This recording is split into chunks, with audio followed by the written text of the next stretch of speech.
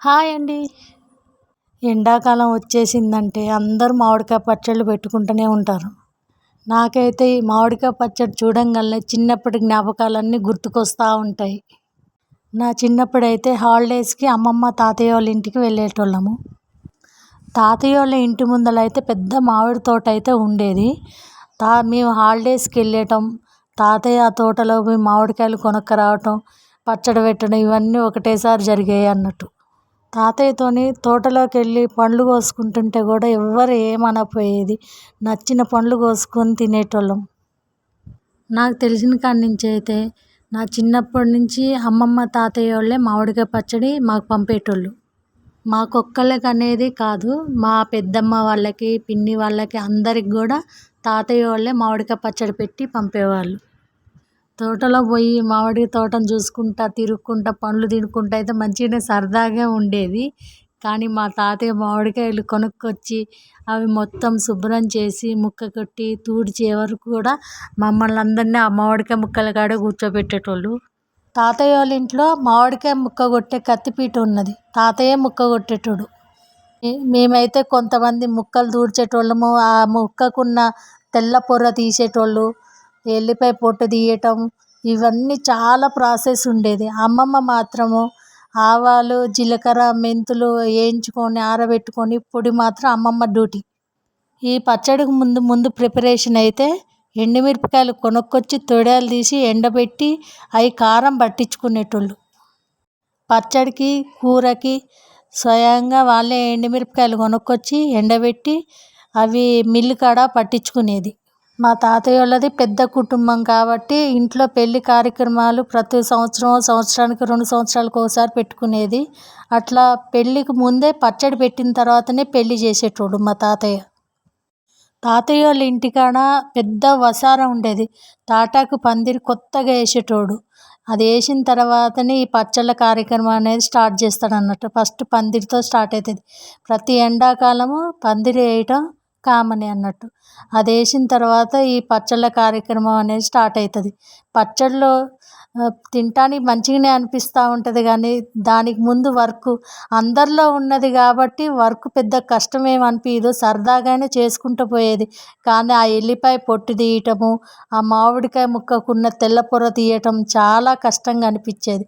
కష్టంలోనైనా ఆనందంగా చేసేది మేము చిన్నప్పుడు.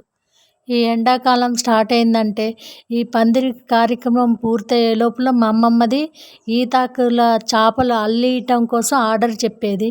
3, 4 చేపలు అయితే ఆర్డర్ ఇచ్చేది. ఆ పందిరి పూర్తయ్యే లోపల ఈ చేపలు కూడా వచ్చేవి అన్నట్టు.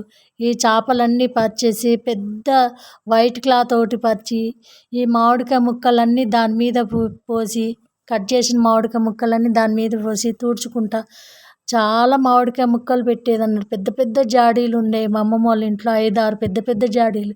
ఇప్పుడు అలాంటి జాడీలు చూడట్లేదు, కంటికి కూడా అవుపడతలేదు. చిన్న చిన్న జాడీలు అవుపడుతున్నాయి. ఇప్పుడు దాని నిండుకు కూడా ఎవరం పచ్చడి పెట్టుకోలేని పరిస్థితి. ఈతాకు చేపలు మీరు చూసారా? ఎంతమంది చూసి ఉంటారు ఈతాకు చేపలు? అవి బ్యాక్ సైడ్ తగిలితే మాత్రం మస్తు గుచ్చుకుంటాయి, ఫ్రంట్ మాత్రం స్మూత్గానే ఉంటాయి. అప్పట్లో పెళ్ళిళ్ళకైనా వేటికైనా ఆ చేప ఫస్ట్ వేయాల్సిందే. ఆ చేపలు ఇంటికి ప్రతి ఒక్కరు ఖచ్చితంగా ఉంటాయి. ఇప్పుడు వేరే ప్లాస్టిక్ చేపలు అవి వస్తున్నాయి కానీ అప్పుడు కంపల్సరీ ఈతాకు చేపలే వాడేది అన్నట్టు. తాతయ్య మామిడికాయ పచ్చడి పెట్టట్లో నెంబర్ 1. ఎట్లా అంటే మామిడికాయ ముక్క మాత్రము ఒక కాయకు వచ్చేసి 6 ముక్కలే చేసేటోడు. అవి చిన్న రసాలో ఏమో అంటారు. తింటే పచ్చప్పుడు తింటే మస్తు పుల్లగా ఉంటాయి, పండితే మాత్రం చాలా స్వీట్గా ఉంటుంది. అన్ని కొలతలు అన్నీ బరాబర్ వేసి పచ్చడి పెడతాడు. పెట్టిండంటే మళ్ళీ 3వ రోజు కలిపితే ఆయిల్ తప్పనిచ్చి ఉప్పు కారం అనేది యాడ్ చేసుకోవాల్సిన అవసరం లేదు. అన్ని కొలతలన్నీ పర్ఫెక్ట్గా తాతయ్యకి అంత బాగా తెలిసి ఉంటాయి అన్నట్టు. ఈ పచ్చడి కాంబినేషన్తో ఏం తింటే బాగుంటుంది మీకు తెలుసా? మా అమ్మమ్మ అయితే ఈ ఎండాకాలము కందులు వస్తాయి, వాళ్ళకి కొత్త కందులు వస్తాయి. అవి ఏం చేస్తారంటే అవి ఏమంటారు, మంగళం అంటారు. అది కుండ దాంతో చేసిన దాంట్లో సన్న మంట మీద అవి వేయిస్తారు. కందులు వేయించి ఆరబెట్టి ఇసురాయిలో ఇసురుతారు అన్నట్టు. ఆ వేయించిన కందిపప్పుని వండుకొని ఈ కొత్త మామిడికాయ పచ్చడి వేసుకొని తింటే చాలా టేస్ట్ ఉంటుంది ఆ పప్పు మాత్రం. ఆ పప్పు కాంబినేషన్, ఈ పచ్చడి కాంబినేషన్ సూపర్‌గా ఉంటుంది. ఎన్ని నాన్ వెజ్‌లు వండినా కానీ మేమైతే ప్రతిరోజు ఈ ముద్దపప్పును, మామిడికాయ పచ్చడి పిల్లలం అందరం చాలామంది ఉంటాం. పెద్ద కుటుంబం కాబట్టి పిన్నులు, పెద్దమ్మలు, వాళ్ళ పిల్లలం మేమందరం కలిసి చాలామంది ఉండేది. మాకైతే ఇదే ఇష్టం ఉండేది. ఈ పచ్చడి కొత్త కాబట్టి అందరం ఇష్టంగా తినే ఫుడ్ అయితే ఇదే. పొద్దున పూట అయితే పిల్లల వరకైతే మేమేం చేసేదంటే వేడి వేడి అన్నము, వేడి వేడి ముద్దపప్పు, మంచిగా వేయించిన కందులతోని పప్పు వండించుకొని, మామిడికాయ పచ్చడి వేసుకొని, నెయ్యి వేసుకొని తింటే మస్తు ఉంటుంది. అందరం కలిసి పిల్లలు అందరం కలిసి కూర్చొని మస్తు ఇష్టంగా తినేదన్నట్టు. కానీ మేము ఎంజాయ్ చేసిన ఆ రోజులు ఇప్పుడు మా పిల్లలకి రానే రాలేదు. ఇలాంటి పచ్చళ్ళు, ఇలాంటి ఎంజాయ్‌మెంట్ అప్పుడు మాతోనే లాస్ట్. ఇప్పుడు పిల్లలు ఎవ్వరు ఎంజాయ్ చేస్తలేరు గూడా. అవి అలాంటి ఫ్యామిలీలు గూడా, పెద్ద ఫ్యామిలీలు గూడా లెవ్వు ఇప్పుడు. ఆ రోజులు గుర్తుకొస్తా ఉంటే, ఇప్పుడు ఈ రోజులను చూస్తే కొంచెం బాధ అనిపిస్తా ఉంటది. ఆ రోజులు మళ్ళీ తిరిగి రావు. మన పిల్లలకి ఆ రోజుల్ని తిరిగి ఇయ్యలేము. ఇప్పుడేంటంటే టూర్‌లకని అటు ఇటు వెళ్ళుడు తప్పనిచ్చి ఇప్పుడు పెద్ద కుటుంబాలంటూ ఏమీ లేవు. నేను ఇందాక చెప్పాను కదా! మా అమ్మమ్మోళ్ళ కుటుంబం పెద్దది. వాళ్ళు ఎప్పుడూ ఏవో ఫంక్షన్‌లు అయితా ఉంటాయని చెప్పాను కదా! ఫంక్షన్‌లకైనా వేటికైనా ఎవ్వరైనా అక్కడ ఊర్లో మల్లెపూలు గానీ, ఏ పూలు గానీ కొనుక్కోరు. ఇంటింటికి మల్లెపూల చెట్లయితే పుష్కలంగా ఉంటాయి. పూలు కొనుక్కోవటం అనేది తెలవదు. ఆ పూలు కోసుడు, ఆ పూలు మాల కడతంటే అందించుడు, మళ్ళీ దానికి తోడు తామర పువ్వులు, కలువ పూలు కాదు తామర పువ్వులు ఎక్కువ ఉండేది. అమ్మమ్మోళ్ళకి కొంచెం దూరంలోనే మస్తు తామర పువ్వులు ఉండేవి. తాతయ్య వాళ్ళ ఇంటెమ్మటి ఓ పెద్ద బావి అయితే ఉండేది. గిరికల బావి అది. గిరికల బావి ఎమ్మట తాతయ్య ఏం చేసిండు, ఇట్లా దడిలు కట్టేసి ఒక చిన్న తోట మాదిరిగా అయితే చేసిండు. అందుట్లో అయితే దోసకాయలు, బెండకాయలు, నాకు తెలిసైతే నేను చూసిందైతే దోసకాయలు, బెండకాయలు, మళ్ళీ వేరే సైడు అరటి చెట్లు యెల్లో కలర్‌గా ఉంటాయి చూసారా చక్కెరకేళి అరటికాయలు అవి. పెళ్ళి టయానికి, ఇంట్లో ఫంక్షన్ టయానికి అరటికాయల గెలలైతే ఒక ఒక చిన్న రూమ్ నిండా ఉండేవి ఆ గెలలు. ఆ అరటి పండ్లు కూడా బయట కొనుక్కొచ్చుకోనవసరం లేదు. వంటకైతే దోసకాయలు కూడా కొనుక్కొచ్చుకోనవసరం లేదు. అప్పుడు పెళ్ళిళ్ళకైనా, ఇప్పుడు ఫంక్షన్‌లకు గూడా చాలా చోట చూస్తున్నా క్యాటరింగ్‌లలో గూడా ఈ పచ్చి దోసకాయ పచ్చడి ఇన్‌స్టంట్‌గా పెట్టేస్తున్నారు.